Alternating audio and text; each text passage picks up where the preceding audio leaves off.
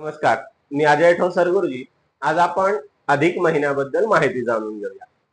विष्णूं ज्येष्णुं महाविष्णुं प्रभविष्णुं महेश्वरम अनेक रूप दैत्यांतम नमामि पुरुषोत्तमम.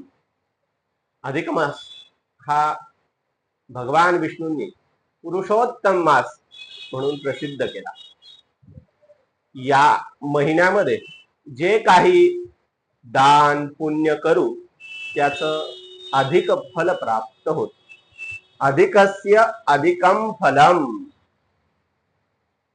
जे काही दान पुण्य करू या महिन्यामध्ये जास्तीत जास्त विष्णूंचं पूजन करावं. विष्णूंचा ओम नमो भगवते वासुदेवाय हा जास्तीत जास्त जप करावा. दीप दान एक महिनाभर अखंड दिवा देवापाशी चालू ठेवावा. दीपदानाचं खूप जास्त महत्व आहे.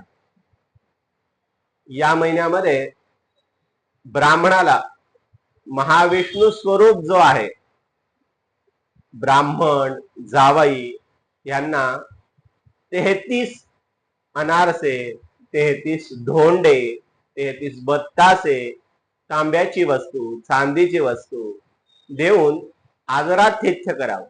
भगवान विष्णू स्वरूप मानून त्याची पूजा करावी. या महिन्यामध्ये अन्नदान करावं, दंपती भोजन करावं. या महिन्यात गायीचं पूजन करावं, किमान सत्यनारायणाची पूजा करावी. या महिन्यामध्ये नवीन कार्य, विवाह, उपनयन, नवीन व्यवसाय सुरुवात शक्यतो करणं टाळावं.